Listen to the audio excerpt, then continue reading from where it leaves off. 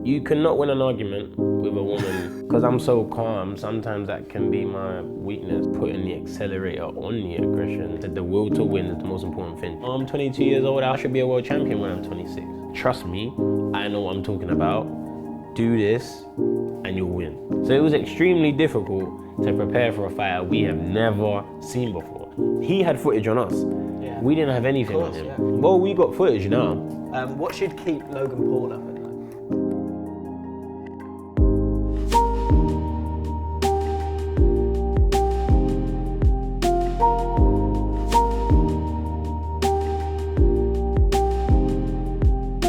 Welcome back to The Process, this time with Viddal Riley. Buzzing to have you here, mate. I'm excited. Really Look at those hands! My hands Look at are those no, hands. everyone says the same thing, man. Huge, There's man. like triple XL. But I'm really, really excited to talk to you because obviously there is a big event happening, but more importantly, really, I'm just fascinated about boxing, the boxer's mindset, and I think you're looking at it from two different angles, so I'm excited to talk about that. Before I get into that, just to say, there are loads of different guests that we've had on The Process, Stephen Tries, Will E, your boy Brian, True Geordie, Lawrence, loads of people. So go and check that out. It's on iTunes, Spotify, and obviously on the James Allcott channel. and just remember, it won't be as good as my one. It won't be, no chance. Let's talk about you as a boxer first before we get onto KSI and Logan and all that stuff, which is insane and such a strange thing for you to be going through as a 22-year-old. But let's go back to the start then, because you're, and you know, Stephen tries to be fuming about me saying this. You're probably the only person that I will interview that could be a world champion at some stage. Well, you never know. Hopefully, we'll get other people on. But that's still. the goal. That's the goal. Yeah. That's what we're on the path to achieving. So. But the moment that you're in now, which is having had just a few professional fights, that for a lot of people go, oh, he's just starting. But of course, you've got A big, whole way. extensive amateur career. Yeah, and so going back to start with that, can you remember be it in a ring or outside of a ring, can you remember your first fight? My first fight was definitely in the ring. Have you had fights outside the ring? I have, but my first one was in the ring. I said good then. Yeah. And I started at like 6 years old, so it didn't really leave much room to have fights anywhere else. Yeah. Why did you start at 6 years old? Because my dad used to do it. Right. So my dad used to do it, and then he tried it, and he tried putting it onto me, and then I kind of just picked it up fairly quickly. So ever since then, I've just kind of because seeing you on your YouTube channel, you're generally pretty level, which makes it interesting for you to be a boxer in my mind. And I might be totally wrong here, and really naive about it, but there has to be that. I'm guessing there has to be aggression or anger or something. Yeah. Well, so do you remember a moment in those early fights, those early bits of training, that tapped into that and that got you excited about boxing, or was it something else? Well, as a person, I'm quite chill. I'm quite level-headed because I feel like that's when I'm my most effective. Right. I don't feel like I'm effective when I'm angry. So, all right. So how did you learn that? Women. Women. Yeah. Wow. Interestingly enough, That's interesting. and that could be, doesn't mean relationship per se. It can be my mother, sister. Yeah. Could be relationship. You cannot win an argument with a woman when you get angry. Listen, mate, I did not expect to hear this. It's true though, isn't it? But think about it, when you argue with anybody, but more so women, you have to be level-headed because they will pick you apart. You know, they're perfect at making you the bad guy. Right. So if you get angry, you just give them more ammo. And same with your opponent. You know, when you get angry, you can be losing a fight. You get angry, he just continues to do what he's doing. And you will not win because you're not thinking of an alternative. You're just thinking, I'm frustrated. And then they say, okay, this is working.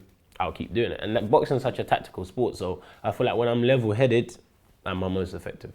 And going back to that first fight then. Yeah. Talk me through that. Take me there. What was it? So my first official fight that counted as a win, because I had gym shows beforehand which don't go on your record, but it just gets you used to fighting. But my first official fight was in 2008 in Bexley Heath. And I won the fight convincingly. Like, it was pretty one-sided. There was a lot of nerves going in, you know. But it was a good fight. It was a good fight. It was a harder fight than I should have had. What is your strongest memory of that fight? My strongest memory was there's a time when he's on the ropes and like, I would never do this now, 11. I would never do this now, but there was a time he was on the ropes and I literally pulled my hand all the way back and like jumped in, hit him with my right hand. And I think to myself like, wow, like the aggression was good, but the technique wasn't the best. So going back to aggression, and as someone who is level-headed and understands the importance of being level-headed, have you had moments where you've struggled to deal with that aggression? Like how do you take the handbrake off of the aggression when it comes to boxing? This is the thing for me, it's like putting the accelerator on the aggression, you know, because I'm so calm, sometimes that can be my weakness. You know, I feel like everyone's strength is their weakness, and that can be my weakness. Same way a boxer that has tremendous power is his strength, but it's his weakness because when he doesn't use it properly, he's easy to beat. The same with my temperament. So I'm so calm that when I need someone to make me angry, I need that accelerator. Right. So it's more not the handbrake. Are you able to do that yourself? I'm starting to learn it more myself. Yeah. Before it would be, my dad would point into me or you'd say, come on, like rally me. But now I'm starting to get it myself. There's a lot more at stake in my career now, and I can't afford to have any hiccups based on me basically being too laid back. So I think I find it within myself, like if you want to succeed, you want to win, you're going to need a bit more of a evil side type thing. So is there in those amateur fights, and there's a weird thing with boxing, isn't there? That thing about never losing a fight, that kind of feeling. Yeah. But those defeats are important. Extremely important. When you're talking about your temperament and your strengths and your weaknesses, what weaknesses did you find out in any of those defeats? What did you learn from them? Again, I've lost fights because I wasn't aggressive enough. I've lost fights because I didn't practice beating a certain style. Boxing to the naked eye really looks like two guys fighting, which it is, but it's tactical. And there's certain styles in boxing that fighters can beat, and there's certain styles you can't beat. And I can beat most styles, but then there's a few times I've met an opponent and I didn't make the adjustments and I didn't learn how to deal with that style of fighting. Yeah. So the losses are extremely important because now I've had those defeats as an amateur. When I fight as a pro, I can still say I've seen that style before. Yeah. Whether it's with different gloves and a vest on or not, at least my brain can say, I've seen this before, we know how to tackle it. As soon as something is just completely foreign to you, your body goes into shock, you just freeze. Like, I actually don't know what to do here. Yeah. And you can't afford to do that in the ring. So, and I think that you seem very mature for your age, and that sounds really patronising, I apologise for that. No, but my point is, I think I can hear that from talking to you straight away, is that you want the answers. Yeah. You like, is that what you love, is that what you love most about boxing? The element of that, like you said, to the naked eye, it just looks like two blokes just trying to whack each other. Yeah. But the nuance of it, like it feels like as someone who, you don't need to be a trainer right now. No. It feels like you enjoy that element of it, and you train a lot of different people. Is that because you like the nuance? Yeah, only recently I've found a passion for the detailed, hidden side of the sport. I've done it for so long. I started so young. My brain never thought about learning that. It was kind of like I'll just do what I'm told and kind of just autopilot my way through. And only in the last 3 years, I would say I've actually thought about the mental side of things to add to my game, to take me to the next level. Because there was no way I was going to be a world champion just basically like just saying, cool. So there was an element of like, because that was one thing I wanted to, maybe skipping ahead a little bit in terms of a trainer. Mm-hmm. What more for you then, as a boxer, what is the one thing that you need above anything else? And that can be either generally or just you. What do you need? If there's one characteristic. You need the will to win. No matter what jab you got, no matter what speed you have, it doesn't matter. Unless you have the will to win, meaning not just when you're on top and dominating, when you're going to lose, you're on your way to defeat, you need to have the will to say, no, I'm going to make the adjustments. I'm going to put my foot down. I'm not having this today. I'm going to win. The will to win is the most powerful thing in competition, not just boxing. You need it whether you're playing darts, whether you're playing snooker, because when that guy throws the dart and he gets a 180, you need to get up out your seat and say, I'm going to top this. I'm going to get as much as I can. I'm going to equal this. And it's the same in boxing. When the guy hits you, you need to hit back. You need to show you have the will to win. You can't capitulate under pressure. So looking forward to the next 10 years, how long do you want to box for? Well, I want to retire at 32. So yeah, a decade. I give myself a decade. Fine. And then I'm vanishing off to the sunset. Because here's something you said the other day. I thought it was really interesting. You're saying boxers are entertainers. Yes, definitely. And so this is what I find fascinating about boxers, is that I also think that there's the word ego. Yeah. The need for an ego in boxing. It's essential. But at the same time, here's another thing you said. You said that Conor McGregor would lose to Khabib. Yes. Because he'd had that big fight, because he had all the money, because he'd had that period of time away. One away, but also just where everyone was adoring him.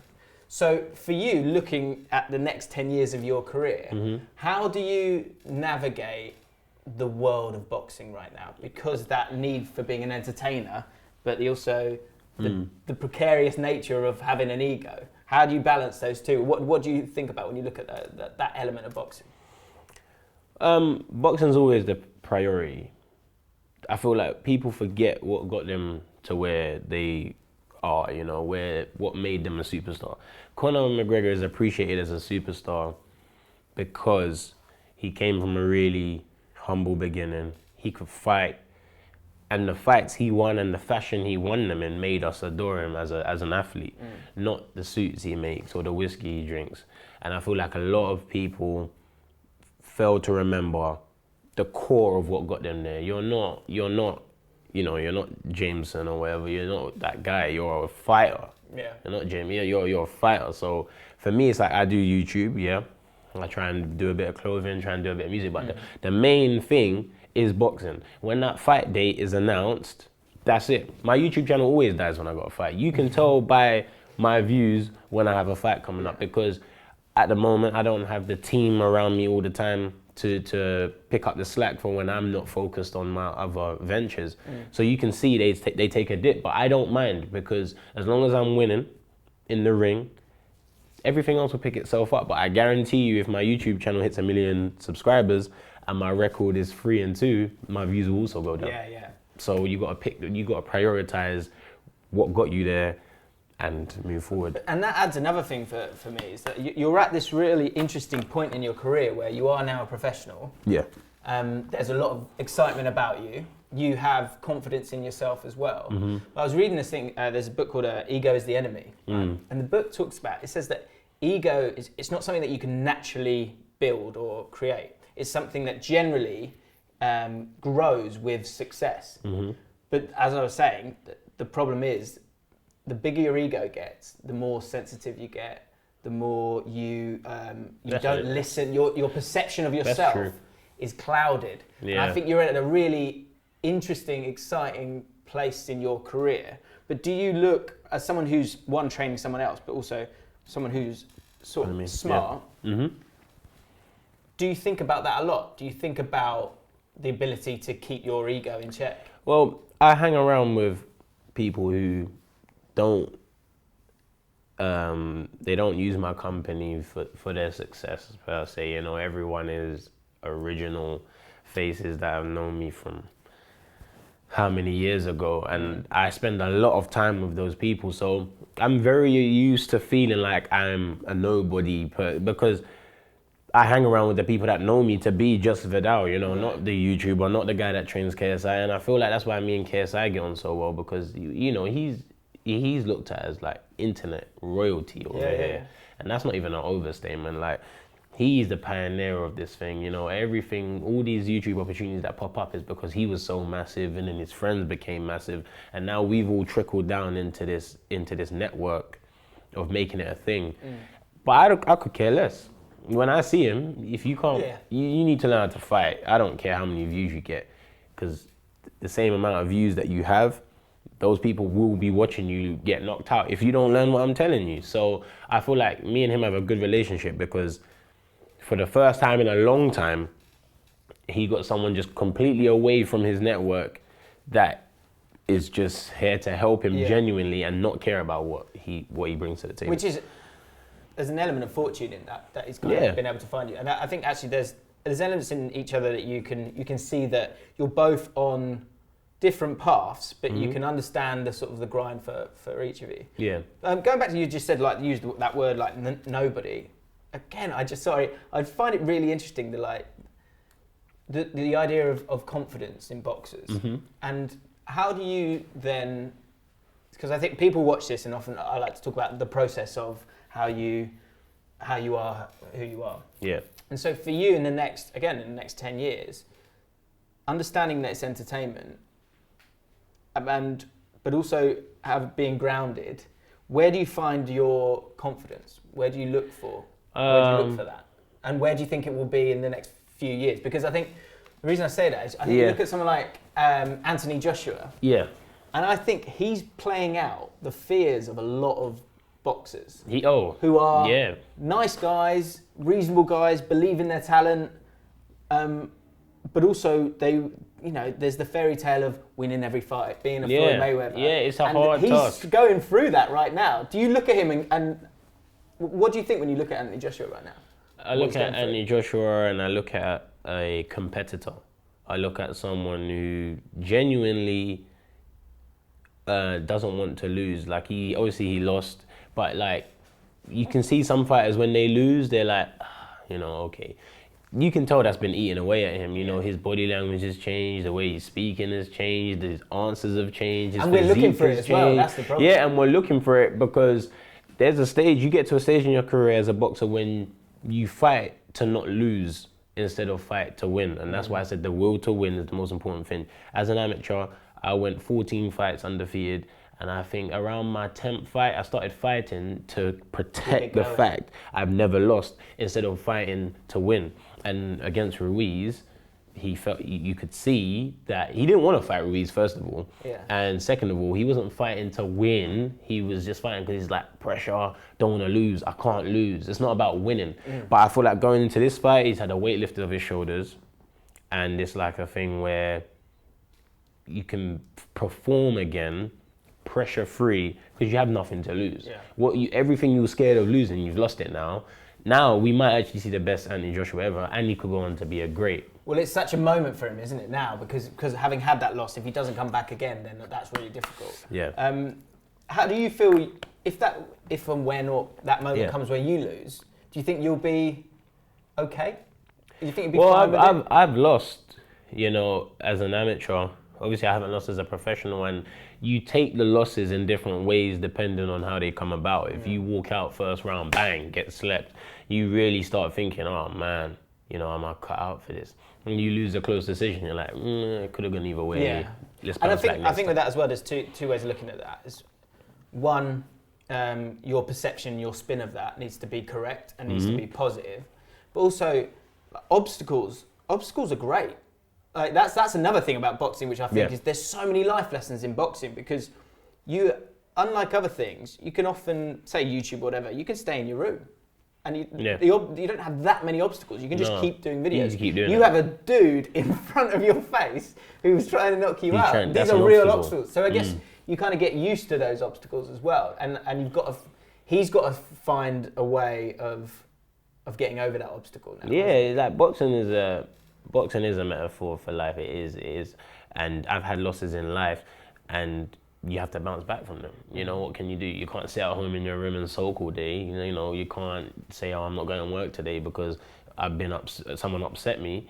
It's the same in the ring. You can't say, I'm quitting now because I lost. It's like, okay, well, you ain't going to get anywhere. You have to have that bounce back in you. You got to have that fight. And I feel like I'll be okay on that front because I've been through a lot of things despite my age, and it helps my perspective in the ring and in life. So, and it comes back to that word that you talk about, will, isn't it? I don't fear losing. Underachieving, yes, but not losing. Well, that was going to be my next question. It's a question I ask everyone. What keeps you up at night when it comes to your career?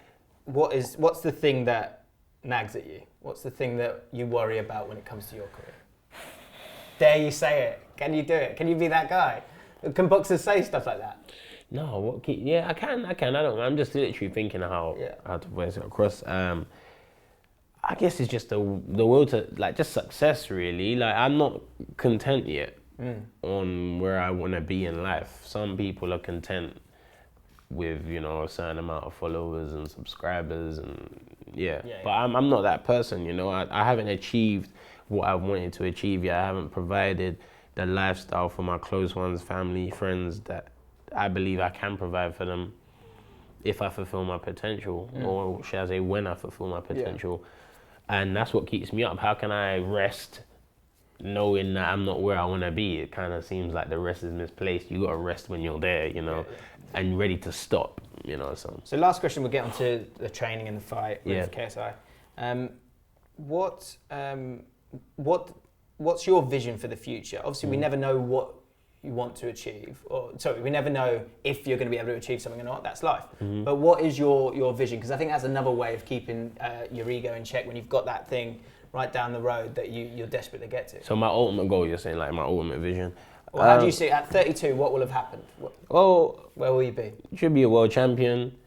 Not saying how many belts I'm gonna have. I'm not saying what weight it will be. Well, it'll be cruiserweight. I don't know if I ever be heavyweight champion of the world. I haven't thought about that. But I should be a world champion. Should be financially secure. Hopefully, have a nice family around me. My own personal family. I mean, not and. Yeah, you don't want to be living at home still. No, you want to be out. I want to have my own things. I should be independent. I should be a businessman. I should be able to put the gloves down and know that I'm still going to have, a nice, comfortable lifestyle, and I can branch out into other things and not feel like I ever have to come back into the ring. Yeah. That's really what I want to do. At 32, I shouldn't be in a position where I'm like, I might have to fight one more time because I didn't invest this properly or I didn't pay my taxes, stuff like that. Yeah. I should be able to put the gloves down and say, I'm good. That's it. And so I guess once the gloves go down, then you'll probably have 10 years of training. Yeah, I have 20 million subscribers. And you'll have 20 million subscribers, which will be helpful. Let's talk about the training, because that's one last thing I want to talk about when I talk about that book, The Ego is the Enemy. They're saying that a good way of sort of taming that ego, taming your pride, which gets, again, inflated when success comes, is it suggests, one, have the attitude that you can always learn more, but another one is saying work with people of different skill levels. Yeah. So when I read that, I thought, that's a really interesting thing for you to probably be able to experience. Yeah.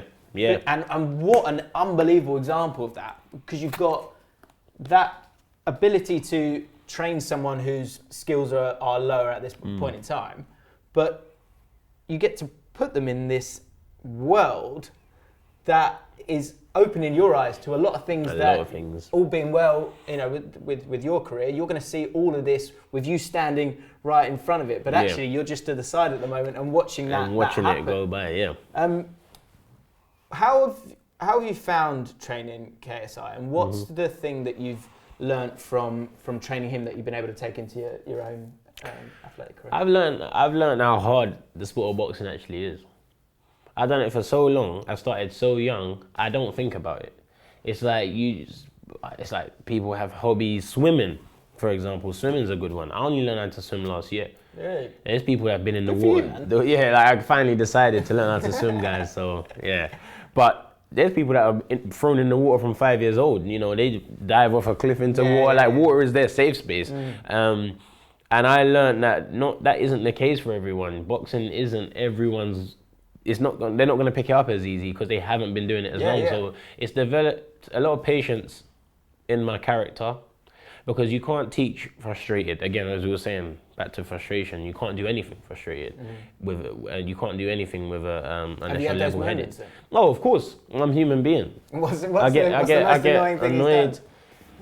The thing with KSI, he's such a big personality. He's not the same on camera as he is off camera. He's much calmer off camera, but he still, once he gets the knack to something, he believes he can run off with it, and he kind of goes into his own cloud and bubble. But it's for me that I have to drag him back and say, no, you're not there yet.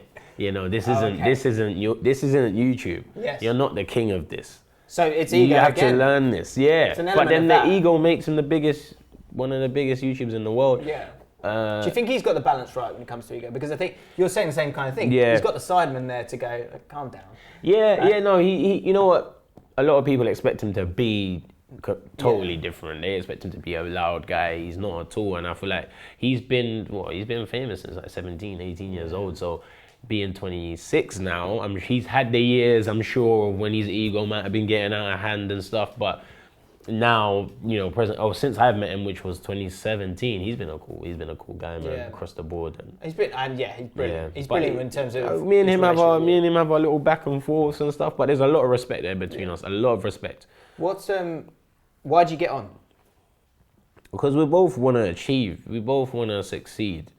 He wants to succeed in boxing right now, and that obviously ain't gonna last forever.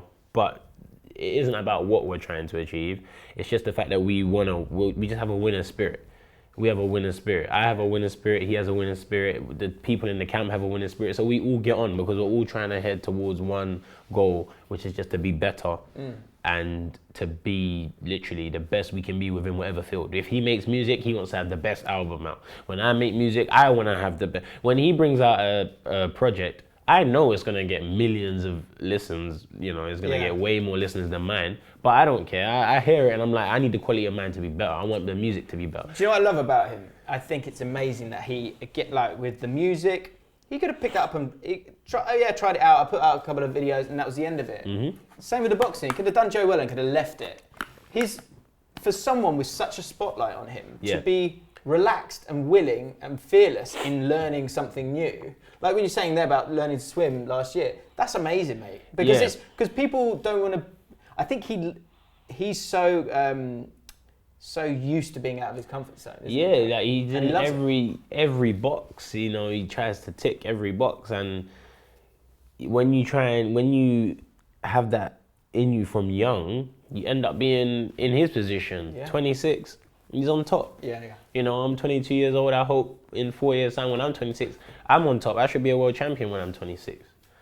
So we were heading to the same place. We're heading to the same place. We come from totally different backgrounds, and it doesn't affect us because he appreciates where I've come from. I appreciate where he comes from. At the end of the day, it doesn't matter. We need to win. Well, we're about winning. We're about achieving. So, do you know what I wonder as well? Is I think you're in the same spot in terms of like the sort of arc of where you want to go. Mm-hmm. Do you know what I mean? It's not like one guy's all the way there. I mean, he might be in that field, and actually probably that as well. Like him with YouTube and you with boxing, you're both experts. In those like fields. I'm at a very like embryonic stage in my YouTube career, and he's at embryonic stage in his boxing career. But I'm like a veteran in boxing knowledge, and he's a veteran in YouTube. So it's just like. It makes the perfect balance. It's the perfect balance, man. Looking forward to the fight. I'd love to just quickly talk about the evolution of KSI's boxing. Yeah. So talk to me about those three camps it will be now. Yeah. What was the focus in the JoEllen camp? What's the focus in the first Logan Paul? Good question, actually. Yeah, the first camp wasn't about him understanding what he was doing. It was just like, trust me, I know what I'm talking about. Do this, and you'll win. That was pretty much the base of the mental aspect. It's like, I have a feeling Weller's gonna do this, so practice this, and don't worry about why. Because when you start finding out the why to things, you ask more questions and more questions. You know, if I say to you, just jab, it's cool. You can sit here, you can be calm, you can just jab. When I say the reason why you throw it is because of this, the next question you'll probably say is, but what if the person does this? Then we end up getting into a long discussion about whys and ifs and maybes. But so the first camp was, we don't have time for this. It's August 2017, the fight's in February 2018. Just keep practicing these moves that I tell you and you'll win. And he did. The second camp was, Logan's obviously, he's going to be a harder fight for you. Weller throws. Did you see that in KSI in terms of the training? He was like, this is different. Both the size of the spectacle of it, but also the size of the dude in front of him. Oh, do you mean on the fight night or during the camp? During the camp. He was extremely confident because he just like smashed the well easily. Yeah. So he's thinking, oh, I learned how to box in August. By February, I'm selling out the copper box and I'm stopping guys. I'm the man. Right. Logan's a competitor. We know this because he used to wrestle. You know, so wrestling is, again, that's a combat sport that is, in America, we know they take it serious as well. You've got to find answers, haven't you? Yeah, so mentally I was like, okay, this guy knows what fighting is. He knows what combat is, and he's going to come all the way. He has the confidence to come all the way to the UK and believe he can beat you in your home country. So we knew it wasn't going to be a joke, but we didn't know what to expect. There was no footage on him anywhere. We didn't know how to prepare for him. Was he going to use his range? Was he going to try and bully JJ because he's the bigger man? We didn't know. So what was the focus? So the focus was keep practicing what you've done for the first fight. And it's kind of guessing, like, have anyone seen any pads? So we saw like a bit of pads, and we was like, okay, so he's quite rangy, you know. We're gonna have to try and work around him. We didn't know what to do. He had footage on us. Yeah. We didn't have anything on him. Yeah. So it was extremely difficult to prepare for a fighter we have never seen before. And remember I said at the beginning about boxing for so many years, seeing styles and knowing what to do. We could see that come fight night, Logan had the advantage because it was something that JJ's never seen before. Yeah. And for the first 2 rounds, that was what was happening, and which is why he lost those rounds by a landslide. So as a trainer, were you prepared and ready to go, well, I really need to analyse these first 2 rounds quickly? Yeah. So as a coach, I'm in the corner like, okay, watch him. This is my first chance to see him. When JJ comes back to the corner, I'm going to have advice. And because I've been boxing so long, Logan wasn't ever going to be anything I've never seen before. And I know the amount of time he had to box as well. So it was kind of like, there's a certain like list of fundamentals that boxers don't know until they've done it for a certain period of time. So when I was watching him, I was like, okay, he's making those mistakes, but JJ's panicking, thinking, I'm losing. Yeah. So then you see, if you watch it back, I have to erupt on him going out for the 3rd round, like, fight him because you don't know what to do. You're losing. So fight him, go and fight him, and that's what managed to get the fight back to a draw. But I guess there's huge risk in that, though, right? In just going, just go have. Oh, of course. But the question is, this is a question for you, yeah. Even though it's your podcast. Right. I like that. Finally, right? It's taken 12 podcasts. I'm gonna throw you in a room with a lion. Yeah? Right, yeah. I say to you, James, do you want the sword or not? Now, when he's in that fight or flight situation, it's risky, but it's like, are you going to let this lion just eat you, or are you going to try and take the sword and try something? You have to. Taking the sword. You got to take the sword, right? You wouldn't go, all right, you know what, just lock me in. It's like, you know what, maybe I might get this lion with this sword. And that was our mentality. It was, if we're going to go into the deep end right now, at least try and swim. Don't just drown. Like, try and swim, try and float. Yeah. And that's why you could see how erratic he was, because it was panic. But he was so well conditioned physically. He went through such a hard camp, grueling, like physically on his body. He had the tank, he had the engine to fight at that intensity. And that is why I said the will to win is the most important thing. Because he had that. And as well, in terms of like understanding how important it is to just go and do stuff, he now has that to hold on to, doesn't he, for this next fight? And he has it in him because he's used it in other parts of his life. So now it's like, I got it in me to be a winner. I'm a winner. Yeah. You know, even his documentaries that can't lose. It's that mentality that I can't lose. I can't be defeated. I will win. And that mentality is what got him. I think he won the fight when I watch it back. It was extremely close, and I will never ever dispute the fact that it was a draw. Yeah. But you could have given him the fight. Logan didn't show the will to win. But I feel like we'll see that this time. And that's what's going to make the fight interesting. So the focus for this camp then, what's that? Well, we got footage now. So it's about looking at Logan, breaking down his style, breaking down his weaknesses, because everybody has them, from Lomachenko to KSI to myself. We all have weaknesses. It's about looking at them and teaching him the techniques to be able to exploit them. But also now he's been boxing long enough, it is teaching him the why. We have the time to learn the why now. And the why is the most important thing. You know, that even it comes to anything simple, when I watch football, I don't know what's going on. I can see the guy's making a run, and I can see he might pass it to him. Yeah. I don't know why.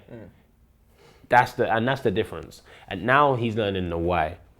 You jab because this is when. This is what you do if. And that's why he's gonna win this fight a lot easier than people think. So I asked you earlier what keeps you up at night. Yeah. Let's finish with what should keep Logan Paul up at night? That's a good question. I like that question. That he's in a must-win situation. So is JJ, but he ain't at the end of the day, Logan's not the champion. He came, he put in a performance, he showed that he can fight, but now it's a matter of level playing field. First fight, he went in with an advantage because we didn't know what he boxed like. Now it's like these guys are watching me, they're dissecting me. So he better stay up and do the same. Because if he doesn't, we'll see on the night who's looked at their mistakes from the first fight and ironed them out, and who hasn't done enough of that and has been exploited in the second fight. So what should keep him up is the fact that we're up and studying him. That's it. Thank you so much for sharing your time. No problem, man. Excited to watch your career unfold. Yeah, it should be good. It should be fun. I tell you what, this fight's going to be insane, isn't it? Are you coming to the fight? You can get me a plane ticket and a ticket to the thing. I think I'm going to Premier League will sort you out. Maybe. Go subscribe to Viddal's channel. YouTube channel. Where can I find you on Twitter as well? Twitter is it real? ISITRIL. Same for Instagram. And yeah, might as well give my little clothing a follow as well. Do it, bro. Real Athletics on Instagram, and buy some bits when you're there. Follow him now to save yourself the time later down the line when he's a world champion. Yes. You'll be doing it then. Thank you for watching this. If you want to check out the other ones that are on the James Allcott channel, subscribe to the channel. We're also on iTunes. Subscribe to the channel. Subscribe. Cheers, Viddal. And I'll see you next time. Cheers. Thank you. Cool, man. Thank you so much.